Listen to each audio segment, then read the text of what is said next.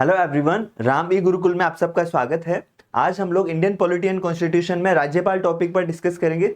दोस्तों, ये basically question format की क्लास रहेगी। इसमें एक तो हम प्रीवियस ईयर एग्जाम्स के क्वेश्चन और एक अपकमिंग एग्जाम्स में क्या क्वेश्चन पूछे जा सकते हैं उनके बारे में कंप्लीट डिस्कशन करेंगे। तो इस क्लास में हम लोग कोशिश करेंगे कि राज्यपाल से रिलेटेड जो टॉपिक के सारे एस्पेक्ट्स है वो हम कवर कर सकें।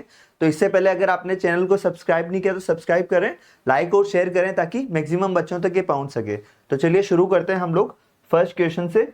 तो देखिए, राज्यपाल से रिलेटेड जो क्वेश्चन है, जो प्रीवियस ईयर्स एग्जाम्स में क्वेश्चन पूछे गए, उसमें है राज्य सरकार का कार्यकारी अध्यक्ष या संवैधानिक प्रमुख कौन होता है।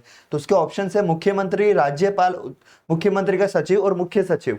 तो देखिए, यहाँ पे अगर अपन बात करें केंद्र और राज्यों में, तो केंद्र का जो सर्वोच्च पद है केंद्र सरकार में या केंद्रीय स्तर पर, संघीय स्तर पर, तो वो होता है आपके राष्ट्रपति। और राज्य में जो सर्वोच्च पद होता है या संवैधानिक प्रमुख होता है वो आपके है राज्यपाल। यहाँ पे अपन बात करें कि देखिए, राज्यपाल एक संवैधानिक पद है। संवैधानिक पद का मतलब है कि उसका उल्लेख आपके संविधान में है। तो यहाँ पर अपन अगर बात करें कि जो राज्य से संबंधित प्रावधान है, एक तो है केंद्र मतलब संघ, और एक राज्य से संबंधित प्रावधान है, उसका उल्लेख आपके संविधान के भाग 6 में है। पहली चीज ये। और राज्यपाल एक संवैधानिक पद है, तो इससे रिलेटेड जो प्रोविजंस है वो आपके आर्टिकल 153 में ये मेंशन है कि राज्य का एक राज्यपाल होगा।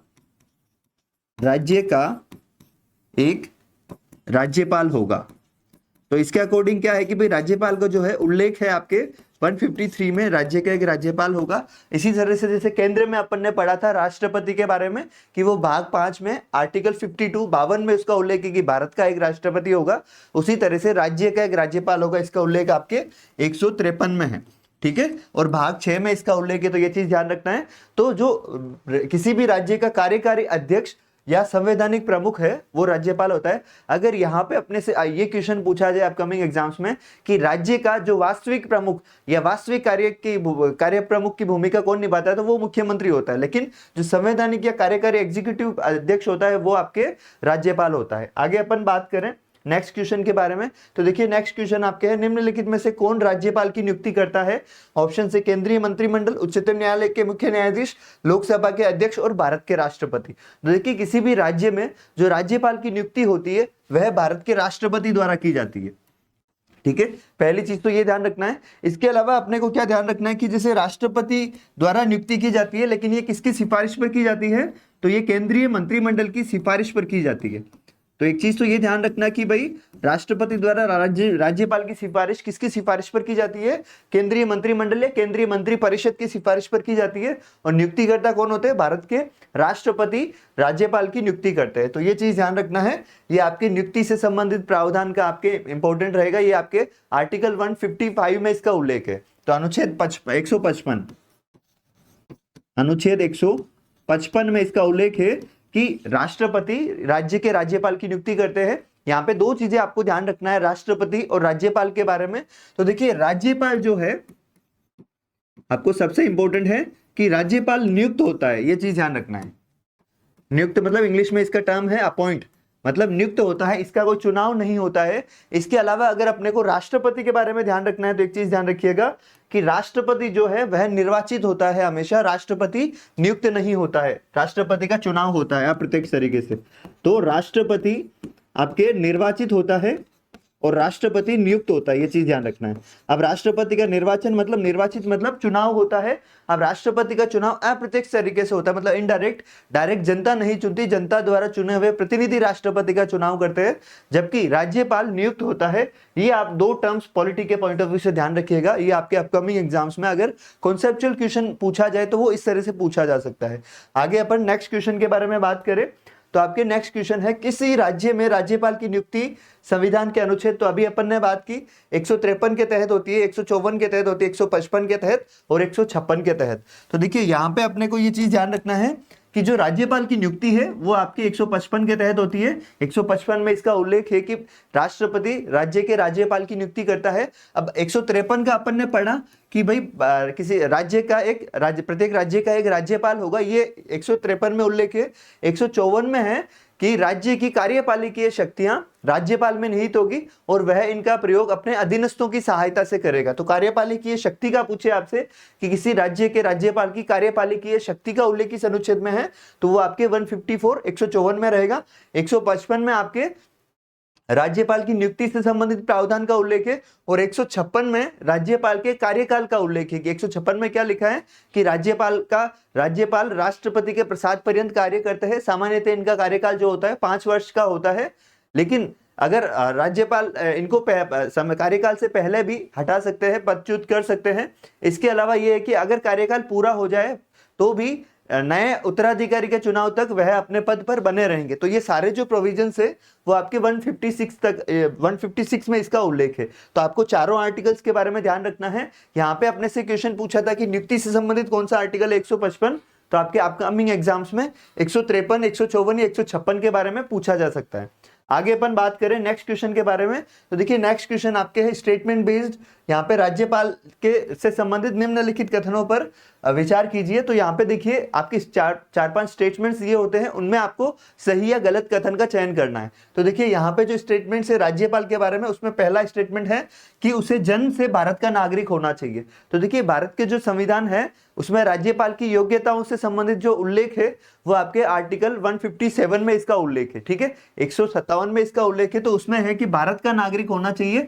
यह है जन्म से भारत का नागरिक हो, यह आवश्यक नहीं है, ठीक है। तो ये आपके स्टेटमेंट गलत हो जाएगा।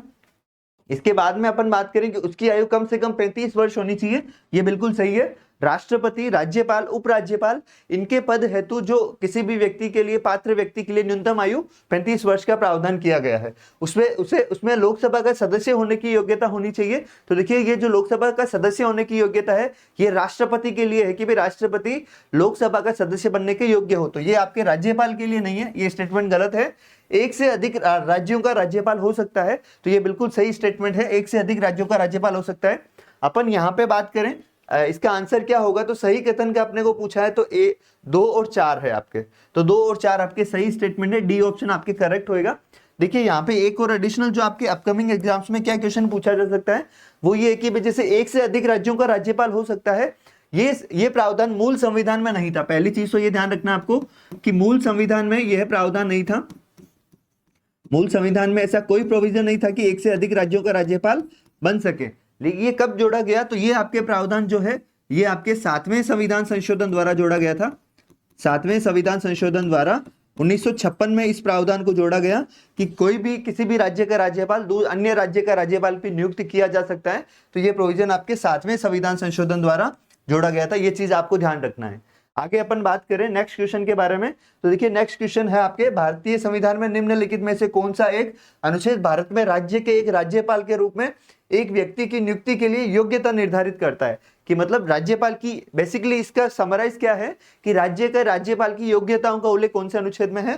तो अपन बात करें तो देखिए अनुच्छेद 156, अनुच्छेद 157, अनुच्छेद 159 और अनुच्छेद 160। तो अपन बात करें कि राज्यपाल की योग्यताओं से संबंधित प्रोविजन जो है वो आपके है 157 में। अपने को बेसिकली 2 चीज ध्यान रखना है, एक तो भारत का नागरिक हो, ये चीज है, जन्म से भारत का नागरिक, ये इसमें मेंशन नहीं है, सिर्फ भारत का नागरिक हो।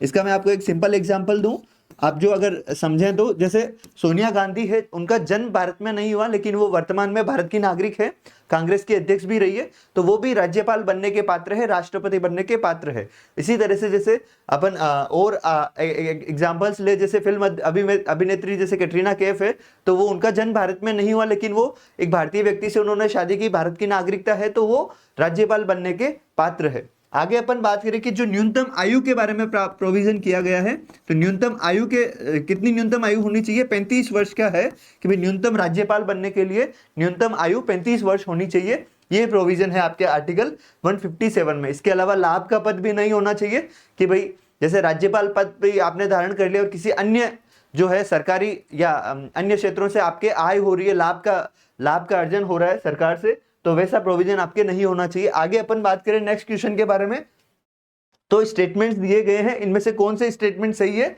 उनके बारे में पूछा है। तो फर्स्ट स्टेटमेंट की अपन बात करें, राज्यपाल अपना पद ग्रहण करने से पूर्व शपथ लेगा या प्रतिज्ञान करेगा। तो देखिए शपथ और प्रतिज्ञान करता है राज्यपाल। ये जो उस राज्य के मुख्य न्यायाधीश द्वारा राज्यपाल को शपथ दिलाई जाती है। आगे अपन बात करें, शपथ या प्रतिज्ञान का प्रारूप जो है वो आपके संविधान की अनुसूची तीसरी अनुसूची में है। तो तीसरी अनुसूची में नहीं है, इसमें राज्यपाल की जो शपथ का उल्लेख है ये आपके अनुच्छेद, पर्टिकुलर अनुच्छेद में दिया गया है, तीसरी अनुसूची में नहीं है। इसके अलावा अपन बात करें कि राज्यपाल उच्च न्यायालय के मुख्य न्यायमूर्ति या उनकी अनुपस्थिति में ज्येष्ठ न्यायाधीश के समक्ष शपथ या प्रतिज्ञान करेगा। ये स्टेटमेंट सही है कि जो हाईकोर्ट के मुख्य न्यायाधीश है उस राज्य के, वह उनको शपथ दिलाते हैं। शपथ या प्रतिज्ञान की प्रक्रिया भारतीय संविधान के अनुच्छेद 159 में दी गई। ये बिल्कुल सही स्टेटमेंट है कि अनुच्छेद 159 में राज्यपाल की शपथ का उल्लेख है। तो यहाँ पे सही कथन पूछे हैं तो आपके 1, 3 और 4, तो यहाँ पे देखिए आपके बी ऑप्शन करेक्ट रहेगा, 1, 3 और 4। यहाँ पे आपको एक चीज और ध्यान रखनी है कि जो राज्यपाल शपथ लेता है, शपथ के बारे में जो प्रोविजन है वो आपको ध्यान रखना है। पहली चीज कि राज्यपाल को शपथ या प्रतिज्ञान कौन दिलाता है, उस राज्य का हाईकोर्ट का मुख्य न्यायाधीश या वरिष्ठतम न्यायाधीश उसे शपथ दिलाता है, पहली चीज ये। अब शपथ का उल्लेख तीसरी अनुसूची में नहीं है। जो भारतीय संविधान की जो 12 अनुसूचियां हैं टोटल, उसमें तीसरी अनुसूची में विभिन्न पदों के शपथ का उल्लेख है, लेकिन उस अनुसूची में आपके एक तो राष्ट्रपति का उल्लेख नहीं है, राष्ट्रपति की शपथ का, उपराष्ट्रपति की शपथ का और आपके राज्यपाल की शपथ का भी उसमें उल्लेख नहीं है। तो अपन ने बात की कि एक तो शपथ लेगा कौन दिलाता है, हाईकोर्ट का मुख्य न्यायाधीश। अब ये इसका उल्लेख कौन से अनुच्छेद में, राज्यपाल की शपथ का उल्लेख 159 में है। एक चीज अपने को ध्यान रखना है कि राष्ट्रपति और राज्यपाल सिर्फ और सिर्फ दो ऐसे व्यक्ति हैं जो संविधान की रक्षा और लोगों के कल्याण की शपथ लेते हैं। देश में सिर्फ दो ऐसे पद हैं जो देश की रक्षा और लोगों के, संविधान की रक्षा और लोगों के कल्याण की शपथ लेते हैं। संविधान की रक्षा में क्या, संरक्षण, परिरक्षण और प्रतिरक्षण। तो ये जो इस तरह की शपथ है ये भारत में सिर्फ दो व्यक्ति लेते हैं, एक तो राष्ट्रपति और एक उपराज्यपाल। राष्ट्रपति की आपके शपथ का उल्लेख अनुच्छेद 60 में है, जबकि राज्यपाल की शपथ का उल्लेख आपके अनुच्छेद 159 में है। तो आपको यह भी ध्यान रखना है कि शपथ किस प्रकार की लेते हैं। इस तरह के क्वेश्चंस भी आपके स्टेट पीसीएस के मेंस एग्जाम्स में पूछे गए, शपथ का प्रारूप क्या है। आगे अपन बात करें नेक्स्ट क्वेश्चन के बारे में, तो देखिए नेक्स्ट क्वेश्चन है, निम्नलिखित में से कौन राज्यपाल को पद की शपथ ग्रहण करवाता है। तो वैसा ही क्वेश्चन है, भारत का राष्ट्रपति, सर्वोच्च न्यायालय का मुख्य न्यायाधीश, उच्च न्यायालय का मुख्य न्यायाधीश और संबंधित राज्य के निवर्तमान राज्यपाल। तो देखिए यहाँ पे राज्यपाल को जो शपथ दिलाता है वो आपके उच्च न्यायालय का मुख्य न्यायाधीश है। ये चीज आपको ध्यान रखना है। देखिए राष्ट्रपति राज्यपाल की नियुक्ति करते हैं, राज्यपाल अपना इस्तीफा राष्ट्रपति को देते हैं, लेकिन ये ध्यान रखना है कि राज्यपाल को शपथ जो है उस राज्य का मुख्य न्यायाधीश, और अगर ये नहीं है इस पद पर तो उच्च न्यायालय का जो वरिष्ठतम या सीनियर मोस्ट जज है वो इन्हें शपथ दिलाता है। तो ये चीज ध्यान रखना है, शपथ का इसमें अलग है थोड़ा, बाकी नियुक्ति इनकी राज्यपाल करते हैं, इस्तीफा भी ये राज्यपाल की नियुक्ति राष्ट्रपति करते हैं, इस्तीफा भी ये राज्यपाल राष्ट्रपति को देते हैं, और ये प्रसाद पर्यंत भी राष्ट्रपति के प्रसाद पर्यंत कार्य करते हैं। आगे अपन बात करें नेक्स्ट क्वेश्चन के बारे में, तो देखिए नेक्स्ट क्वेश्चन आपके स्टेटमेंट बेस्ड है कि गवर्नर या राज्यपाल के संदर्भ में कौन से क्या कथन है। अब सही कथनों का चयन करना है। तो राज्यपाल की नियुक्ति राष्ट्रपति करते हैं, सही कथन है। राष्ट्रपति की इच्छा अनुसार यह पद पर रहता है, इच्छा अनुसार या प्रसाद पर्यंत, दोनों एक ही शब्द है, तो ये भी स्टेटमेंट सही है आपके। उनमें राज्य की कार्यपालिकीय शक्ति निहित है। तो ये आर्टिकल अपन ने बात की अभी 154 में, तो राज्य की कार्यपालिका की शक्ति निहित है, वह सामान्यतः 5 वर्ष के लिए पद पर रहते हैं। ये भी आपकी स्टेटमेंट सही है। तो सही कथन का पूछा है तो आपके सभी चारों इसमें 1, 2, 3, 4 सभी चारों इसमें करेक्ट आंसर रहेगा। तो इस तरह के स्टेट पीसीएस के एग्जाम्स में भी आपके इस तरह के स्टेटमेंट बेस्ड क्वेश्चन आ सकते हैं। आगे अपन बात करें नेक्स्ट क्वेश्चन की, तो देखिए ये आपके ऑब्जेक्टिव है, किसी राज्य के राज्यपाल से संबंधित निम्नलिखित कथनों पर कौन सा कथन सही नहीं है, सत्य नहीं है। ये आपके स्टेटमेंट एक थोड़ा सा ध्यान रखना है। आप इंडियन पॉलिटी एंड कॉन्स्टिट्यूशन में जब भी पेपर के में क्वेश्चन अटेम्प्ट करें तो आपको ये ध्यान रखना है कि सही कथन पूछा है या गलत कथन पूछा है, क्योंकि कई बार बच्चों की जो नेगेटिव मार्किंग होती है वो उनको क्वेश्चन आते हुए भी वो गलत इस कारण से कर देते हैं कि उन्होंने सेंटेंस सही से नहीं पढ़ा है। तो आपको ये स्टेटमेंट, आपको एक तो सेंटेंस को रीड अच्छे से करना है। अब ऑप्शंस के बारे में बात करें तो वह भारत के राष्ट्रपति द्वारा नियुक्त होता है, राज्यपाल ऑब्वियसली राष्ट्रपति द्वारा नियुक्त होता है, ये सही स्टेटमेंट है। वह एक से अधिक राज्यों का राज्यपाल हो सकता है। अभी अपन ने बात की कि 7वें संविधान संशोधन द्वारा 1956 में यह प्रावधान किया गया कि वह एक से अधिक राज्यों का राज्यपाल हो सकता है। वह 5 वर्ष तक पद पर रहता है, ये भी सही है।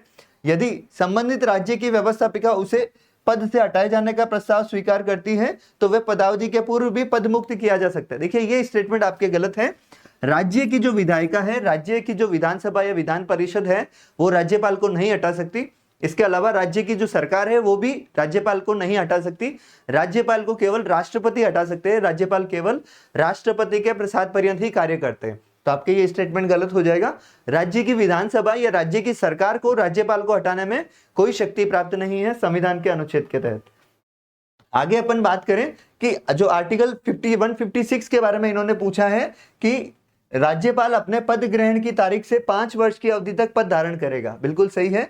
इससे संबंधित निम्नलिखित में से कौन सा निष्कर्ष निकाला जा सकता है? तो बेसिकली अपने को क्या पूछा है, आर्टिकल 156 में क्या प्रोविजंस है उसके बारे में अपने को पूछा है। तो किसी राज्यपाल को उसकी पदावधि पूरी होने से पूर्व पद से नहीं हटाया जा सकता। देखिए 156 में यह है कि राज्यपाल जो है राष्ट्रपति के प्रसाद पर्यंत कार्य करता है, तो कार्यकाल से पूर्व भी हटाया जा सकता है। तो ये आपकी स्टेटमेंट गलत हो जाएगा। कोई राज्यपाल 5 वर्ष की अवधि के बाद अपने पद पर नहीं रह सकता, यह भी गलत है कि वह अपने उत्तराधिकारी चुने जाने तक अपने पद पर बना रह सकता है। तो आपके ये दोनों स्टेटमेंट्स गलत हैं और इसका आंसर आपके रहेगा न तो एक और न ही दोनों ही नहीं, मतलब डी आंसर इसमें करेक्ट रहेगा। तो आपके ये आईएएस प्रीलिम्स के एग्जाम्स में ये पूछा गया था, यूपीएससी प्री के एग्जाम्स में ये पूछा गया। तो आगे अपन नेक्स्ट क्वेश्चन के बारे में बात करें, राज्यपाल किसके प्रति उत्तरदायी होता है? तो इसमें ऑप्शन है प्रधानमंत्री, राष्ट्रपति, विधानसभा और मुख्यमंत्री। तो देखिए जो राज्यपाल जो है यह आपके राष्ट्रपति के प्रति उत्तरदायी होता है, राष्ट्रपति को आंसरेबल होता है। तो यहाँ पे एक चीज ध्यान रखना है, नियुक्ति राष्ट्रपति करते हैं राज्यपाल की, इस्तीफा राष्ट्रपति को दिया जाता है, उन्हें पद से समय से पूर्व भी पद से हटाया राष्ट्रपति द्वारा जा सकता है, और राज्यपाल उत्तरदायी भी आपके राष्ट्रपति के प्रति होते हैं। आगे अपन बात करें तो नेक्स्ट क्वेश्चन के बारे में, ये आपके है कौन सा कथन सही है। यहाँ पे एक चीज ध्यान रखना है, पहले आपको पूछा था कौन सा कथन सही नहीं है, यहाँ पे सही है। ये भी आपके यूपीएससी प्रीलिम्स आईएएस के प्रीलिम्स के एग्जाम्स में पूछा गया।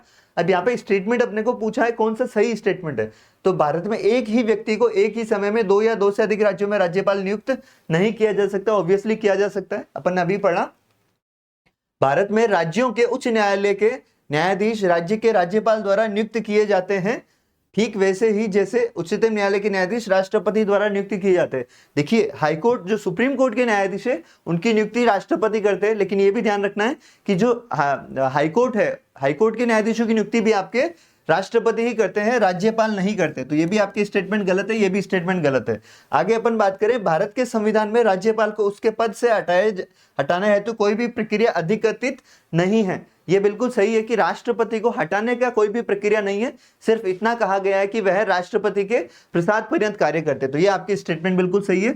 आगे अपन बात करें, विधायी व्यवस्था वाले संघ राज्य क्षेत्र में मुख्यमंत्री की नियुक्ति उपराज्यपाल द्वारा बहुमत के समर्थन के आधार पर की जाती है। देखिए ये पार्शियली करेक्ट है।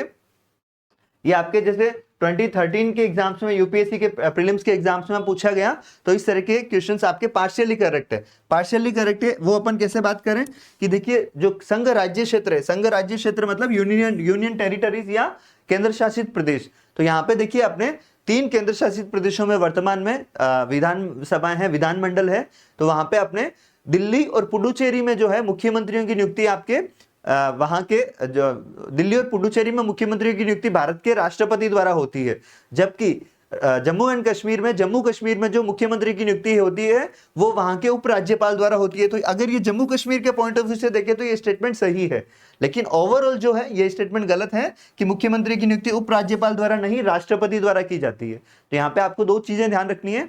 3 केंद्र शासित प्रदेशों में वर्तमान में सरकार है, वर्तमान में विधानमंडल है, उसमें दिल्ली और पुडुचेरी में मुख्यमंत्रियों की जो नियुक्ति है वो भारत के राष्ट्रपति द्वारा होती है, जबकि जम्मू कश्मीर में मुख्यमंत्री की नियुक्ति वहां के जो है आपके उपराज्यपाल द्वारा होती है। तो यहाँ पे आपको ये दो चीजें जो है आपके अपकमिंग एग्जाम्स के पॉइंट ऑफ व्यू से इंपॉर्टेंट है कि यहाँ पे थोड़ा अपवाद है। जम्मू कश्मीर के पॉइंट ऑफ व्यू में अपवाद है, वहां की नियुक्ति वहां के उपराज्यपाल करेंगे, जबकि दिल्ली और पुडुचेरी में भारत के राष्ट्रपति मुख्यमंत्री की नियुक्ति करते हैं। आगे अपन बात करें नेक्स्ट क्वेश्चन की, तो यहाँ पे कि देखिए जम्मू एवं कश्मीर के उपराज्यपाल की नियुक्ति कौन करता है? तो इसके ऑप्शंस है जम्मू कश्मीर का मुख्यमंत्री, जम्मू कश्मीर उच्च न्यायालय का मुख्य न्यायाधीश, भारत का प्रधानमंत्री और भारत का राष्ट्रपति। तो देखिए जो राज्यपाल, उपराज्यपाल या केंद्र शासित प्रदेशों में जो आपके प्रशासक होते हैं, एडमिनिस्ट्रेटर होते हैं, उन सबकी नियुक्ति भारत के राष्ट्रपति द्वारा की जाती है। ठीक है, तो ये चीज आपको बेसिकली एक कॉन्सेप्चुअली ध्यान रखना है कि भारत के राष्ट्रपति ही राज्यपाल, उपराज्यपाल और प्रशासकों की नियुक्ति करते हैं। आगे अपन नेक्स्ट क्वेश्चन के बारे में बात करें तो नेक्स्ट क्वेश्चन आपके है, जम्मू कश्मीर राज्य के कार्यकारी अध्यक्ष का पद नाम सन 1965 में सदर ए रियासत से राज्यपाल में बदल दिया गया। तो यहाँ पे देखिए उस वक्त जो है जम्मू कश्मीर को स्पेशल स्टेट्स का दर्जा दिया गया था, वह 370 के तहत एडमिनिस्ट्रेटर होता था। यहाँ पे ऑप्शन के बारे में बात करें तो लोकसभा के एक प्रस्ताव द्वारा, राष्ट्रपति के कार्यकारी आदेश द्वारा, जम्मू कश्मीर राज्य के संविधान में छठे संशोधन द्वारा या राज्य सरकार द्वारा आर्टिकल 371 के तहत।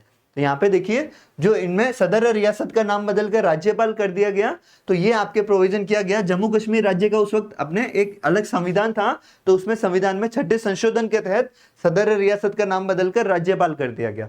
देखिए जो जम्मू कश्मीर है उसमें जो विशेष राज्य का जो आर्टिकल 370 है उसे वर्ष 2019 में हटाया गया। तो उससे पहले तक उसके जो पर्टिकुलर जो शासन व्यवस्था थी वो भारत के राज्यों से अलग तरीके से संचालित होती थी। अब से जैसे 2019 के बाद 31 अक्टूबर 2019 के बाद से जम्मू कश्मीर भी भारत के अन्य राज्यों की तरह प्रशासित होता है। तो यहाँ पे अपने को ध्यान रखना है कि जो राज्यपाल का नाम बदला गया वो जम्मू कश्मीर का उस वक्त अपना संविधान था राज्य का, उसके अकॉर्डिंग बदला गया। आगे अपन नेक्स्ट क्वेश्चन के बारे में बात करें तो देखिए नेक्स्ट क्वेश्चन है, भारत में संघ राज्यों का प्रशासन होता है। अब संघ राज्यों का प्रशासन किस तरह से होता है, मतलब संघ राज्य क्षेत्र जो है किस तरह से संचालित होते हैं। तो ऑप्शन है राष्ट्रपति द्वारा, उपराज्यपाल द्वारा, गृह मंत्री द्वारा और प्रशासक द्वारा। तो बेसिकली जो कॉन्स्टिट्यूशन के अकॉर्डिंग रहता है, जो संघ राज्यों का प्रशासन है वह आपके राष्ट्रपति द्वारा संचालित होता है।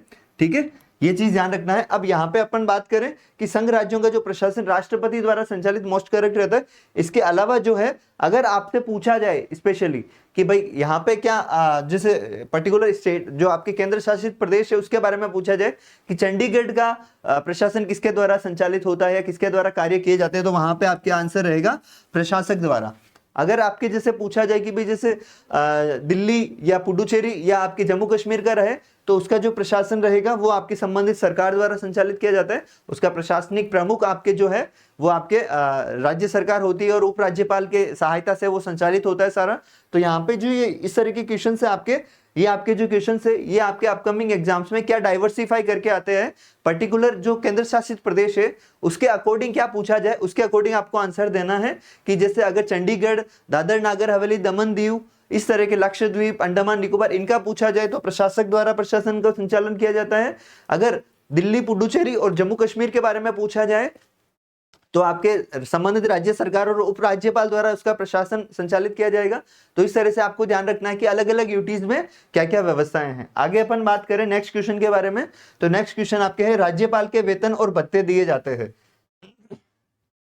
तो राज्यपाल के वेतन और भत्ते ऑप्शन है consolidated fund of state, consolidated fund of India, contingency fund of state, A और बी दोनों द्वारा। तो यहाँ पे ये चीज ध्यान रखना है कि राज्यपाल का जो वेतन और भत्ते हैं ये आपके राज्य की संचित निधि मतलब कंसोलिडेटेड फंड ऑफ स्टेट्स के द्वारा दिए जाते हैं। ये चीज ध्यान रखना है, राज्य की जो संचित निधि है उसके द्वारा राज्यपाल के वेतन और भत्ते प्रदान किए जाते हैं। आगे अपन बात करें कि जब एक ही व्यक्ति को 2 या 2 से अधिक राज्यों का राज्यपाल नियुक्त किया जाता है तो उस राज्यपाल को संदेह उपलब्धियां और भत्ते होंगे। मतलब कि अगर किसी व्यक्ति को 2 राज्यों से 2 या 2 से अधिक राज्यों के राज्यपाल नियुक्त किया गया है तो उनके वेतन और भत्तों की क्या स्थिति रहेगी उसके बारे में पूछा है। तो ऑप्शन है राज्यपाल की व्यक्त इच्छा अनुसार, राज्यपाल के निर्णय अनुसार, राष्ट्रपति के निर्णय अनुसार, गृह मंत्रालय के निर्णय अनुसार, और इससे उन राज्यों के बीच ऐसे अनुपात में आवंटित किया जाएगा जैसे राष्ट्रपति आदेश अवधारित करे। तो अगर देखिए इस ऑप्शन की जगह अगर आपके केंद्र सरकार होता तो आपके आंसर रहता बी। लेकिन अगर मोस्ट करेक्ट अगर आपको आंसर चुनना है तो देखिए जो राज्यपाल के वेतन और भत्ते हैं, अगर 2 या 2 से अधिक राज्यों का राज्यपाल बनाया जाए तो उनके वेतन और भत्ते राष्ट्रपति द्वारा निर्धारित किए जाते हैं। पहली चीज तो ये, तो इसके अकॉर्डिंग आपके बी आंसर करेक्ट होता। लेकिन इससे बी से भी मोस्ट करेक्ट आंसर आपको दिया है कि दोनों राज्यों के बीच ऐसे अनुपात में आवंटित किया जाएगा जैसा राष्ट्रपति निर्धारित करें। बेसिकली क्या है कि इसका जो आंसर है वो आपके रहेगा डी, और अगर डी की जगह केंद्र सरकार होता तो आपके ये आंसर रहता बी। यहाँ पे ये ध्यान रखना अपने को, इंडियन पॉलिटी में कई बार इस तरह से क्वेश्चंस पूछे जाते हैं कि आपको करेक्ट ऑप्शन रहेगा लेकिन मोस्ट करेक्ट आपको ऑप्शन चुनना है। तो उस तरह के क्वेश्चंस में आपको ध्यान रखना है कि सारे ऑप्शंस आपको देखने हैं। जल्दबाजी में अगर आपने क्वेश्चन अटेम्प्ट करने के चक्कर में अगर आपने बी ऑप्शन करेक्ट कर दिया तो ये गलत हो जाएगा। यहाँ पे करेक्ट ऑप्शन बी भी है लेकिन यहाँ पे मोस्ट करेक्ट ऑप्शन जो है वो आपकी डी रहेगा। तो ये चीज ध्यान रखना है कि दोनों राज्यों के वो पर्टिकुलर अनुपात में वेतन और भत्ते डिसाइड होंगे और वो निर्धारित कौन करेगा, राष्ट्रपति करेगा। आगे अपन नेक्स्ट क्वेश्चन के बारे में बात करें तो देखिए नेक्स्ट क्वेश्चन आपके है स्टेटमेंट बेस्ड की भाई कौन सी विवेकाधीन शक्तियां, मतलब जो राज्यपाल के अपने अनुसार, अपने विवेक के अनुसार कौन सी शक्तियां निर्धारित कर सकते हैं किसके तहत। तो यहाँ पे देखिए राज्यपाल में कौन कौन सी विवेकाधीन शक्तियां उसके बारे में बात करें तो भारत के राष्ट्रपति को राष्ट्रपति शासन अधिरोपित करने के लिए रिपोर्ट भेजना। तो देखिए यदि किसी राज्य में संवैधानिक तंत्र विफल हो जाए, मतलब जो राज्य की सरकार है वो संविधान के अनुसार कार्य नहीं करे, तो उसकी राष्ट्रपति शासन की रिपोर्ट भेजता है राज्यपाल, तो वह अपने विवेक के अनुसार भेज सकता है। तो ये स्टेटमेंट आपके फर्स्ट करेक्ट है।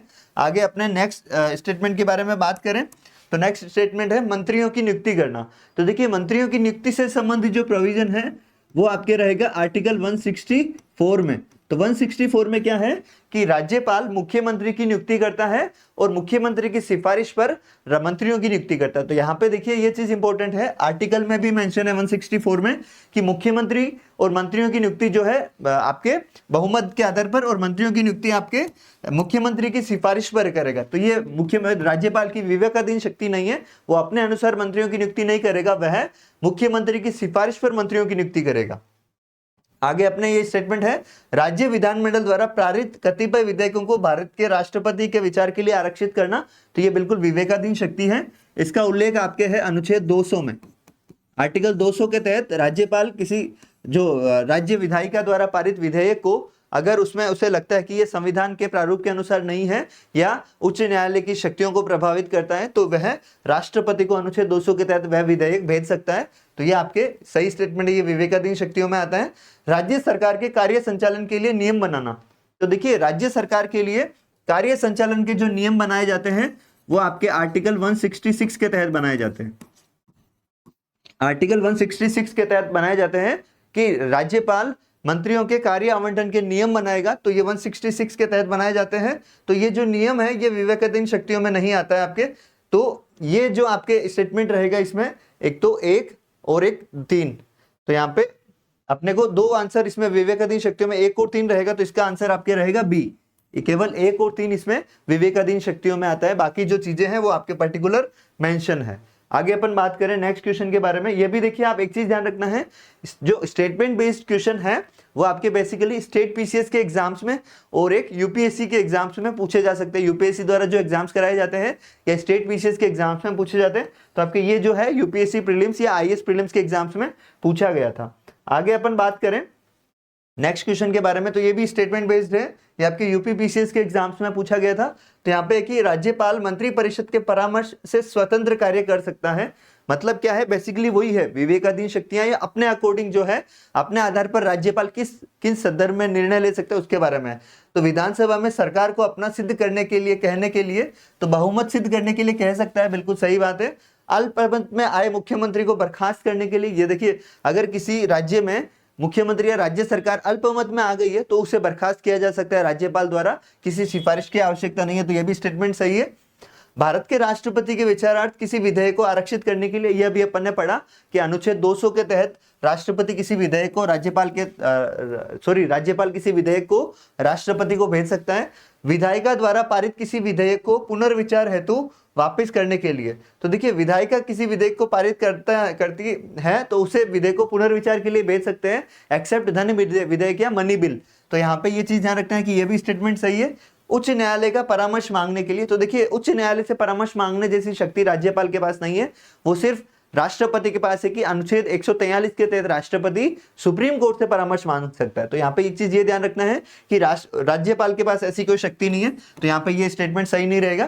तो यहाँ पे आपके स्वतंत्र मतलब स्वतंत्र कार्य, बेसिकली क्वेश्चन वही पूछा है कि विवेकाधीन शक्तियां या स्वविवेकीय शक्तियां।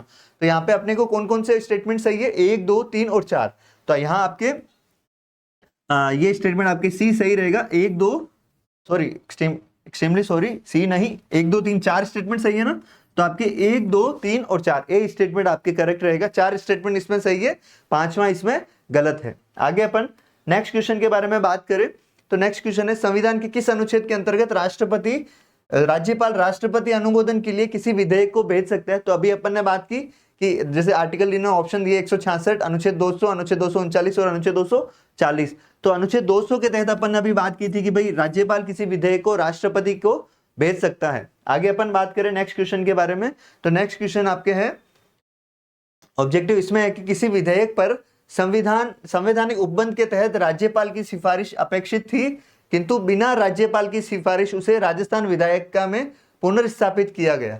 ठीक है, यहाँ पे देखिए फिर से मैं आपको बताता हूँ, संवैधानिक उपबंध के तहत क्या है, राज्यपाल की सिफारिश अपेक्षित थी। ठीक है, राज्यपाल से सिफारिश करवानी थी, लेकिन वो बिना राज्यपाल की सिफारिश के विधानसभा में रखा गया। तो अब क्या है, जहां राज्यपाल अनुमति देता है वह अधिनियम अविधिमान्य नहीं होगा। दूसरा स्टेटमेंट है, राज्यपाल संवैधानिक प्रावधानों के अतिक्रमण के आधार पर अनुमति देने से इनकार कर सकता है। ये स्टेटमेंट आपके सही नहीं रहेगा। राज्यपाल ऐसे विधेयक को राष्ट्रपति की अनुमति के लिए भेज देगा, ये भी आपकी स्टेटमेंट सही नहीं रहेगा। यदि राज्यपाल राष्ट्रपति अनुमति दे तो न्यायालय संवैधानिक उपबंधों के आधार पर उसे असंवैधानिक घोषित कर देगा, ये भी आपकी स्टेटमेंट सही है। ये जहां अगर जैसे राज्यपाल की सिफारिश से विधेयक नहीं रखा गया, लेकिन वह विधानसभा ने पारित करके राज्यपाल को भेज देती है, तो अगर राज्यपाल उस पर अनुमति देता है तो वह अविधिमान्य नहीं होगा, मतलब वह इनवैलिड नहीं होगा। मतलब राज्यपाल ने उसे स्वीकार कर लिया तो वह एक कानून का स्वरूप बन जाएगा, बिल। तो ये आपकी स्टेटमेंट ए सही रहेगा। सॉरी, यहाँ पे अपने को ये चीज ध्यान रखना है कि यहाँ पे थोड़ा जो आरएस प्रीलिम्स के एग्जाम्स में ये क्वेश्चन पूछा गया था, यहाँ पे क्वेश्चन जो है वो बहुत ट्रिकी पूछा गया आपके। सबसे इंपॉर्टेंट चीज ये है, ठीक है, ठीक है। यहाँ पे देखिए जो है अविधिमान्य, अविधिमान्य मतलब इनवैलिड है, इनवैलिड। अविधिमान्य मतलब तो इलीगल होगा, तो ये इलीगल नहीं होगा। तो यहाँ पे जो है लैंग्वेज आपके कॉम्प्लिकेटेड रखी गई है ताकि आपको मैक्सिमम जो है कंफ्यूजन रहे। तो यहाँ पे कई बार लैंग्वेज को समझना बहुत मुश्किल होता है, तो यहाँ पे आपको ये चीज ध्यान रखनी है, ये उस टाइम का सबसे ट्रिकी क्वेश्चन था पॉलिटी का। तो आगे अपन नेक्स्ट क्वेश्चन के बारे में बात करें तो भारतीय संविधान के निम्नलिखित में से कौन सा अनुच्छेद राज्यपाल को अध्यादेश जारी करने की शक्ति प्रदान करता है? ऑप्शन से आर्टिकल 208, अनुच्छेद 212, अनुच्छेद 213 और अनुच्छेद 214। तो देखिए जो राज्यपाल अध्यादेश जारी करता है वह आपके अनुच्छेद 213 के तहत जारी करता है, ये चीज आपको ध्यान रखना है। इससे पहले अपन ने जैसे राष्ट्रपति के बारे में पढ़ा, तो राष्ट्रपति जो है आपके अनुच्छेद 123 के तहत अध्यादेश जारी कर सकता है, ये चीज है। अब देखिए राष्ट्रपति और राज्यपाल के जो अध्यादेश से संबंधित अनुच्छेद है वो आप देखेंगे, इनको इंटरचेंज करना है सिर्फ आपको, 1 और 2 को। तो 123 में राष्ट्रपति द्वारा अध्यादेश जारी करने की शक्ति का उल्लेख है और 213 में राज्यपाल द्वारा अध्यादेश जारी करने की अवधि का उल्लेख है, अध्यादेश जारी करने का उल्लेख है। इन अध्यादेश की अवधि के बारे में बात करें कि कितने टाइम तक ये अध्यादेश हो सकते हैं। अध्यादेश अपने को बेसिकली चीज ध्यान रखना है, अध्यादेश एक तरह का कानूनी होता है जो विधानसभा अगर कार्य नहीं कर रही है, विधानसभा की अवधि नहीं है वर्तमान में, तो उस दौरान अध्यादेश जारी किए जाते हैं। इनकी जो अवधि होती है ये बेसिकली 6 सप्ताह होती है, लेकिन 6 सप्ताह कब से शुरू होती है कि विधानमंडल का सत्र शुरू होने के बाद। विधानमंडल का सत्र अगर शुरू हो जाए उसके बाद से ये 6 सप्ताह की अवधि होती है। तो अध्यादेश की अवधि के बारे में पूछा जाए तो 6 सप्ताह होती है, लेकिन 6 सप्ताह कब शुरू होगी अवधि, यह विधानमंडल का सत्र शुरू होने के बाद ये प्रारंभ होगी। और यहाँ पे अध्यादेश जारी कौन करता है? राज्यपाल करता है। किस अनुच्छेद के तहत? 213 के तहत। और कब करेगा? जब विधानसभा की कार्यवाही नहीं चल रही है, उस दौरान राज्यपाल यह अध्यादेश जारी कर सकता है। आगे अपन बात करें नेक्स्ट क्वेश्चन के बारे में, तो नेक्स्ट क्वेश्चन आपके है, निम्नलिखित में से किसकी नियुक्ति राज्य का राज्यपाल नहीं करता है? मतलब राज्यपाल कई पदों पर नियुक्ति करता है, तो कौन से पद पर नहीं करता है? मुख्यमंत्री, सदस्य राज्य लोक सेवा आयोग, उच्च न्यायालय के न्यायाधीश और महाधिवक्ता। तो देखिए यहाँ पे जो है राज्यपाल उच्च न्यायालय के न्यायाधीश की नियुक्ति नहीं करता है, उच्च न्यायालय के न्यायाधीश की नियुक्ति आपके राष्ट्रपति करते हैं, ये चीज ध्यान रखना है। राष्ट्रपति सुप्रीम कोर्ट और हाई कोर्ट के न्यायाधीशों की नियुक्ति करते हैं, पहली चीज तो ये ध्यान रखना है। मुख्यमंत्री की नियुक्ति करते हैं राज्यपाल, ठीक है। इससे संबंधित अनुच्छेद कौन सा है आपके? इससे संबंधित अनुच्छेद आपके रहेगा 164, ठीक है। 164 के तहत राज्यपाल मुख्यमंत्री की नियुक्ति करता है और मुख्यमंत्री की सिफारिश पर मंत्रियों की नियुक्ति करता है। तो ये आपके आर्टिकल रहेगा। सदस्य जो लोक सेवा आयोग के सदस्यों की नियुक्ति है, इससे संबंधित जो प्रोविजंस है आपके, ये आपके रहेगा अनुच्छेद 315 से 323 के बीच में इससे संबंधित प्रोविजंस है, ठीक है। तो इससे संबंधित प्रोविजंस की नियुक्ति भी अनुच्छेद के तहत होती है। यहाँ पे अपन बात करें महाधिवक्ता की, तो महाधिवक्ता की इससे संबंधित जो नियुक्ति है राज्यपाल करता है और ये जो नियुक्ति है ये आपके आर्टिकल 165 के तहत की जाती है, ठीक है। तो यहाँ पे अपन बात करें आगे नेक्स्ट क्वेश्चन के बारे में, तो नेक्स्ट क्वेश्चन आपके है स्टेटमेंट बेस्ड, ये यूपीपीसीएस में पूछा गया था। अब यहाँ पे क्या है, कौन सा कथन सही है उसके बारे में पूछा है। तो राज्यपाल को उच्च न्यायालय के न्यायाधीशों की नियुक्ति का अधिकार नहीं है, ये बिल्कुल सही है। राज्यपाल से सिर्फ सलाह ली जाती है, नियुक्ति राष्ट्रपति करते हैं। वह विधानमंडल का हिस्सा नहीं है, ये स्टेटमेंट आपके गलत है। विधानमंडल का हिस्सा होता है, उन्हें उन्हें विधान परिषद में कुछ सदस्यों को मनोनीत करने का अधिकार है। ये स्टेटमेंट भी आपके बिल्कुल सही है। उनके पास कोई न्यायिक शक्ति नहीं है, ये स्टेटमेंट भी आपके गलत है। तो अगर आपके सही स्टेटमेंट पूछा है तो आपके 1 और 3 इसमें सही स्टेटमेंट होंगे, बी इसका करेक्ट आंसर रहेगा। अब अपन इसको एक्सप्लेनेशन के रूप में बात करें कि भाई क्या क्या कारण है, तो देखिए पहला स्टेटमेंट बिल्कुल सही है। दूसरा कि वह विधानमंडल का हिस्सा नहीं है। तो यहाँ पे अपन बात करें विधानमंडल के बारे में, तो देखिए विधानमंडल से संबंधित जो आर्टिकल है वो आपके है 168, 168 आर्टिकल है। इसमें क्या लिखा गया है कि इसमें विधानमंडल में विधानसभा, विधान परिषद और राज्यपाल शामिल होते हैं। तो विधानमंडल में कौन कौन शामिल होता है? एक तो राज्यपाल, एक विधानसभा और विधान परिषद। ठीक है, किसी राज्य में विधान परिषद नहीं है तो विधानसभा और राज्यपाल, विधान परिषद। ठीक है, तो ये आपके विधानमंडल में शामिल होते हैं। अगर विधान परिषद नहीं है तो राज्यपाल और विधानमंडल।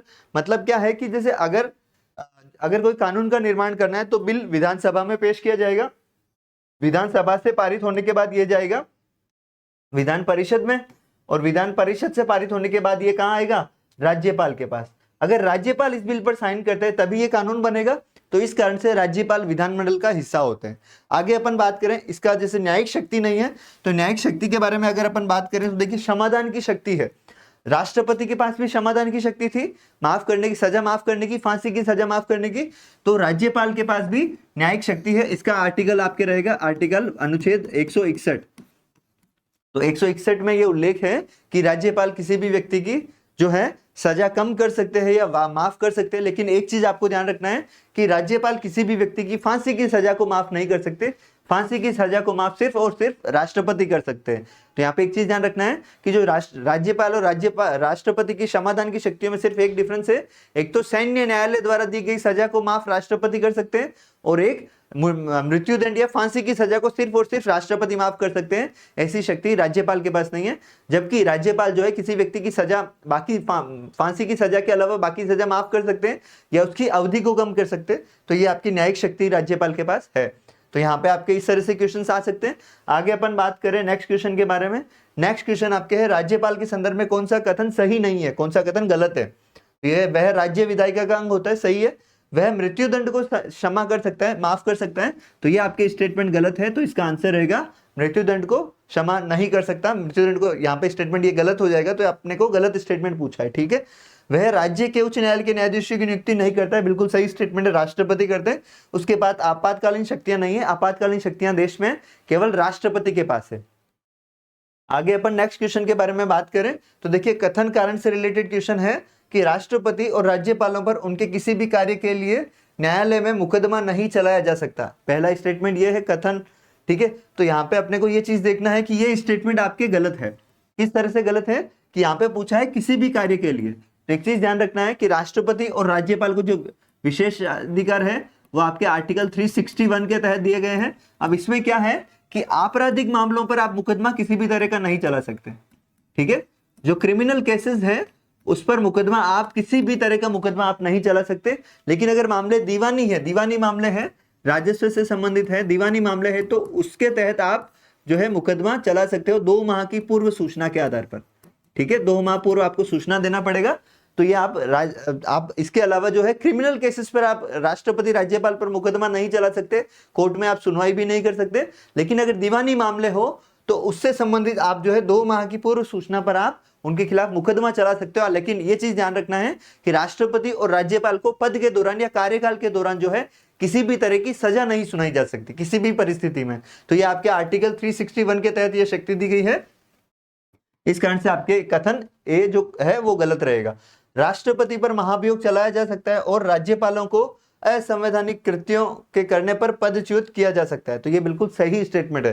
कैसे कि राष्ट्रपति पर अनुच्छेद 61 के तहत महाभियोग चलाया जा सकता है, और अगर राज्यपाल जो है संविधान के अनुसार कार्य नहीं कर रहा है तो उसे राष्ट्रपति द्वारा कार्यकाल पूर्ण होने से पहले भी हटाया जा सकता है। तो ये आपके कारण सही है, कथन गलत है। तो ये आपका आंसर रहेगा इसमें डी। ए गलत है किंतु आर सही है। तो इस तरह के क्वेश्चंस भी आपके कॉन्सेप्चुअल क्वेश्चंस भी पूछे जा सकते हैं। तो ये आपके क्वेश्चन पूछा गया था यूपीपीसीएस के एग्जाम में। आगे अपन बात करें नेक्स्ट क्वेश्चन के बारे में। तो देखिए निम्नलिखित कथनों पर विचार कीजिए ये आपके आईएएस प्री के एग्जाम में 2018 में पूछा गया। किसी राज्य के राज्यपाल के विरुद्ध उसकी पदावधि के दौरान किसी न्यायालय में कोई दंडिक कार्यवाही संस्थित नहीं की जाएगी। यहाँ पे एक चीज ध्यान रखना है, इन्होंने बहुत ट्रिकी, यूपीएससी प्रीलिम्स का एग्जाम है, आईएएस के एग्जाम में ये पूछा गया। फिर से मैं बताता हूँ यहाँ पे बच्चे कहाँ गलत होंगे।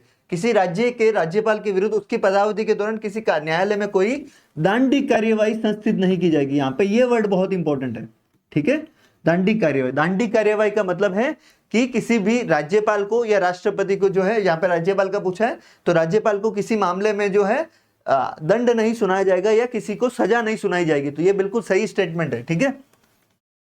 अब यहाँ पे ये स्टेटमेंट गलत कैसे होता है उसके बारे में बात करें कि अगर ये दंडिक का शब्द नहीं रहता तो ये आपके स्टेटमेंट सही हो जाता। कोई कार्यवाही संस्थित नहीं की जाएगी, कार्यवाही दीवानी मामलों में की जा सकती है। अभी अपन ने बात की, तो ये यूपीएससी प्रीलिम्स में इस तरह का ट्रिकी क्वेश्चन पूछा गया सिर्फ ये वर्ड ऐड करके, ठीक है। आगे अपन बात करें, किसी राज्य के राज्यपाल की परिलब्धियां और भत्ते उसकी पदावधि के दौरान कम नहीं किए जाएंगे। तो ये बिल्कुल सही है।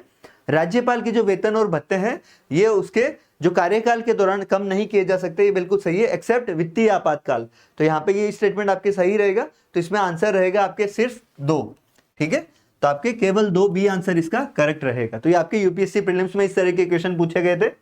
आगे अपन बात करें नेक्स्ट क्वेश्चन के बारे में, निम्नलिखित में से कौन सा कथन सही नहीं है, मतलब सत्य नहीं है। तो राष्ट्रपति या राज्यपाल को शासकीय कार्यों के लिए विधिक कार्यवाही से उन्मुक्ति है। मतलब अगर राष्ट्रपति या राज्यपाल जो है अपने पद के अनुसार जो कार्य करते हैं उनके लिए सुप्रीम कोर्ट या न्यायालय में कोई अपील नहीं की जा सकती, कोई सुप्रीम कोर्ट उसमें आदेश नहीं दे सकता। ये सही स्टेटमेंट है। कोई न्यायालय राज्यपाल को किसी कर्तव्य पालन के लिए विवश नहीं कर सकता, बिल्कुल सही है। राज्यपाल और राष्ट्रपति जो है वो किसी भी न्यायालय का आदेश मानने के लिए सज्ज नहीं है, उन्हें कोई किसी भी कर्तव्य पालन के लिए विवश नहीं कर सकता। हालांकि ये जो वर्तमान में है ये आपके करंट में एक काफी कंट्रोवर्शियल चल रहा है, क्योंकि अभी रिसेंट जो है तमिलनाडु वाद में सुप्रीम कोर्ट ने आदेश दिया कि राज्यपालों को जो है अपने पास पड़े बिलों को 3 माह के अंदर स्वीकृति देनी पड़ेगी, अन्यथा वे ऑटोमेटिकली स्वीकृत माने जाएंगे। लेकिन राज्यपाल को कोई भी न्यायालय कर्तव्य पालन के लिए विवश नहीं कर सकता। तो ये अभी रिसेंट फिर से मामला चल रहा है सुप्रीम कोर्ट में, तो इसमें फैसला आना बाकी है, लेकिन ये स्टेटमेंट सही है। आगे अपन बात करें, एक राज्यपाल को व्यक्तिगत कार्यों हेतु सिविल कार्यवाही लाने के लिए 2 मास की लिखित सूचना अवश्य देनी होगी, बिल्कुल सही है। अगर दीवानी मामलों से संबंधित कोई मामला है तो 2 माह पूर्व राज्यपाल या राष्ट्रपति को सूचित करना होता है, जबकि क्रिमिनल मामले या फौजदारी मामलों में दोनों के खिलाफ राष्ट्रपति या राज्यपाल के खिलाफ किसी भी कोर्ट में कोई भी सुनवाई भी नहीं हो सकती। आगे अपन बात करें, मंत्रियों द्वारा राष्ट्रपति या राज्यपाल को दिए गए सलाह को जांचने के लिए न्यायालय अधिकृत है। तो देखिए ये स्टेटमेंट आपकी गलत है। कोई भी जो है मंत्री परिषद ने राष्ट्रपति या राज्यपाल को क्या सलाह दी, क्या सिफारिश की, ये जानने के लिए कोई जरूरी नहीं है। कोई भी न्यायालय ये नहीं पूछ सकता क्या सलाह दी, क्या सिफारिश की। ये मंत्रियों और सिर्फ राज्यपाल या राष्ट्रपति के बीच का मामला है। इसमें तीसरा पक्ष कोई भी इस तरह के मामले की सुनवाई नहीं कर सकता। आगे अपन बात करें नेक्स्ट क्वेश्चन के बारे में, तो नेक्स्ट क्वेश्चन है, भारतीय संविधान में निम्न में से किसके विरुद्ध अभियोग चलाने का प्रावधान नहीं है। अभियोग मतलब हटाने का प्रस्ताव किसके खिलाफ नहीं लाया जा सकता। तो राष्ट्रपति के विरुद्ध, राज्यपाल के विरुद्ध, मुख्य न्यायाधीश के विरुद्ध और उपराष्ट्रपति के विरुद्ध। तो बिल्कुल देखिए जो किसके विरुद्ध नहीं लाया जा सकता, तो राज्यपाल के विरुद्ध कोई भी अभियोग का प्रस्ताव, हटाने का प्रस्ताव नहीं लाया जा सकता। ये केवल राष्ट्रपति के प्रसाद पर्यंत कार्य करते हैं और राष्ट्रपति इन्हें समय से पूर्व, कार्यकाल से पूर्व भी इन्हें हटा सकता है। इनके लिए कोई भी अलग से प्रस्ताव लाने की जरूरत नहीं रहती। जबकि राष्ट्रपति के खिलाफ अनुच्छेद 61 के तहत, 56 और 61 के तहत आपके अनुच्छेद 61 में इनकी महाभियोग की प्रक्रिया का उल्लेख है। आगे मुख्य न्यायाधीश के विरुद्ध भी हटाने का प्रस्ताव लाया जा सकता है संसद में। उपराष्ट्रपति को हटाने का प्रस्ताव आपके राज्यसभा में लाया जा सकता है। केवल राज्यपाल को सिर्फ राष्ट्रपति द्वारा हटाया जा सकता है, ठीक है। आगे अपन बात करें नेक्स्ट क्वेश्चन के बारे में, तो निम्नलिखित में से कौन स्वतंत्र भारत के किसी राज्य की सर्वप्रथम महिला राज्यपाल बनी। ठीक है, कहने का मतलब है कि कौन भारत की पहली महिला राज्यपाल बनी। तो सरोजनी नायडू, सुचेता कृपलानी, इंदिरा गांधी, विजय लक्ष्मी पंडित। तो देखिए जो भारत में स्वतंत्रता के बाद पहली बार जो है महिला राज्यपाल बनी वो थी आपके सरोजनी नायडू। ठीक है, ये आपके राज्यपाल बनी थी 15 अगस्त 1947 को ही। संयुक्त प्रांत, वर्तमान में जो उत्तर प्रदेश है, संयुक्त प्रांत की पहली महिला राज्यपाल बनी थी। वर्तमान में इसे उत्तर प्रदेश का क्षेत्र है इसमें, ठीक है, उत्तर प्रदेश कहा जाता है। तो उत्तर प्रदेश की या संयुक्त प्रांत की पहली महिला राज्यपाल बनी थी सरोजनी नायडू। और अगर आपसे पूछा जाए कि पहली महिला मुख्यमंत्री कौन बनी, तो सुचेता कृपलानी बनी थी पहली महिला मुख्यमंत्री। ठीक है, यह भी आपके उत्तर प्रदेश की बनी थी, पहली महिला सीएम या पहली महिला मुख्यमंत्री बनी थी आपके सुचेता कृपलानी, और सरोजनी नायडू पहली महिला राज्यपाल बनी थी। आगे अपन बात करें नेक्स्ट क्वेश्चन के बारे में, तो किसी राज्य के राजस्थान के वे राज्यपाल जिन्हें बर्खास्त किया गया था। तो राजस्थान के वे कौन से राज्यपाल थे, ये आपके यूपीपीसीएस में पूछा गया आपके राजस्थान के राज्यपाल के बारे में। तो देखिए डॉक्टर संपूर्णानंद, रघुकुल तिलक, सुखदेव प्रसाद और बलिराम भगत। ठीक है, तो यहाँ पे राजस्थान के वे राज्यपाल कौन थे, तो राजस्थान के राज्यपाल थे रघुकुल तिलक, जिन्हें 1981 में आपके बर्खास्त किया गया। ये वैसे पहले राज्यपाल नहीं थे, पहले राज्यपाल थे वसुराम पटवारी, जो थे आपके तमिलनाडु के थे, वसुराम पटवारी। तो इन्हें आपके तमिलनाडु के राज्यपाल थे, इन्हें 1980 में बर्खास्त किया गया। ठीक है, तो पहले राज्यपाल तो भारत के ये थे। इसके अलावा रघुकुल तिलक आपके पहले राजस्थान के राज्यपाल थे जिन्हें बर्खास्त किया गया। आगे अपन नेक्स्ट क्वेश्चन के बारे में बात करें, तो नेक्स्ट क्वेश्चन आपके है संविधान के मसौदे में, संविधान के मसौदे है ना, ड्राफ्ट, संविधान के मसौदे में निर्वाचित राज्यपालों के प्रावधानों की मूल योजना को छोड़ दिया गया था, क्योंकि मतलब जो संविधान के ड्राफ्ट था उसमें निर्वाचित राज्यपाल का भी चर्चा हुई थी, तो उसको किस कारण से छोड़ दिया गया, उस कारणों के बारे में बात करें। इसका तात्पर्य होता है कि एक दूसरा निर्वाचन, मतलब कि एक तो मुख्यमंत्री का निर्वाचन तो हो ही रहा है, उसी तरह से राज्यपाल का, तो सत्ता के 2 केंद्र बन जाते हैं। तो ये बिल्कुल सही स्टेटमेंट है। निर्वाचन प्रमुख राजनीतिक मुद्दों पर लड़ा जाता। देखिए विधानसभा का चुनाव राजनीतिक मुद्दों पर लड़ा जा सकता है, राज्यपाल का चुनाव राजनीतिक मुद्दों पर नहीं लड़ा जा सकता, तो ये रीजन इसमें शामिल नहीं है। निर्वाचित राज्यपाल अपने को मुख्यमंत्री से बड़ा मानता है, ये बिल्कुल रहता है कि दोनों का अगर निर्वाचन होता तो सत्ता के 2 केंद्र हो जाते, एक तो राज्यपाल भी और एक मुख्यमंत्री भी। तो अपने को जैसे संविधान के अनुसार अभी जो प्रोविजन है वो उसमें सत्ता का केंद्र मेन मुख्यमंत्री है, वास्तविक रूप से मुख्यमंत्री कार्य करता है। तो ये आपकी स्टेटमेंट सही है। राज्यपाल को संसदीय प्रणाली के अधीन ही कार्य करना था, ये भी सही है, इसी कारण से इन्हें यह प्रावधान नहीं किया गया। तो ये आपके 1, 3 और 4 इसमें आंसर रहेगा, सी ऑप्शन इसमें करेक्ट रहेगा आपके 1, 3 और 4। तो यहाँ पे देखिए निर्वाचित राज्यपाल को निर्वाचित इन कारणों से नहीं किया गया ताकि वे सत्ता के 2 केंद्र नहीं रहे और मुख्यमंत्री निर्बाध रूप से अपना कार्य कर सके। तो राज्यपाल बेसिकली जो है आपके केंद्र सरकार का एक प्रतिनिधि के रूप में कार्य करता है, जो ये सुनिश्चित करता है कि राज्य में संविधान के अनुसार राज्य सरकार कार्य कर रही है अथवा नहीं। आगे अपन, ये लास्ट क्वेश्चन है आपका, इसके बारे में अपन बात करें, निम्नलिखित में से किस एक ने सुझाव दिया, मतलब किसका कथन है ये, उसके बारे में है कि राज्यपाल को उस राज्य के बाहर का एक प्रतिष्ठित व्यक्ति होना चाहिए और उसे एक ऐसा तटस्थ व्यक्ति होना चाहिए जिसे गहन राजनीतिक जुड़ाव न हो, उसने हाल ही के पिछले वर्षों में राजनीति में भाग नहीं लिया। ये आपके आईएएस प्रीलिम्स के 2019 के एग्जाम में पूछा गया। तो देखिए किसने ये सुझाव दिया था इनके ऑप्शन के बारे में, पहला प्रशासनिक सुधार आयोग, राजमन्नार समिति, सरकारिया आयोग और संविधान के कार्य संचालन की समीक्षा हेतु राष्ट्रीय आयोग। तो यहाँ पे देखिए किसने ये सुझाव दिया कि जो राज्यपाल के पद पर जो व्यक्ति नियुक्त हो रहा है, एक तो वो राजनीति से बाहर का व्यक्ति होना चाहिए, मतलब बिल्कुल एक प्रतिष्ठित व्यक्ति हो जिसका राजनीति से जुड़ाव नहीं हो और वह पर्टिकुलर जो है पिछले वर्षों में राजनीति में शामिल नहीं रहा। तो ये जो सिफारिश थी ये आपके पर्टिकुलर सरकारिया आयोग ने सिफारिश दी थी 1983 में। ये इनकी सिफारिश थी कि राज्यपाल जो है राजनीति से जुड़ा व्यक्ति नहीं होना चाहिए, वह प्रतिष्ठित व्यक्ति होना चाहिए जो किसी भी पार्टी से संबंध ना हो, ताकि वह किसी राज्य में एक निष्पक्ष केंद्र सरकार के प्रतिनिधि के रूप में कार्य कर सके। तो इस तरह के क्वेश्चंस आपके एग्जाम्स में अभी पूछे जा रहे हैं। आई होप आपको वीडियो पसंद आया होगा। आप लाइक शेयर जरूर करें, अगर आपके कुछ सजेशन हो तो आप कमेंट बॉक्स में जरूर दें। मिलते हैं नई क्लास में नए वीडियो के साथ। Thank you everyone.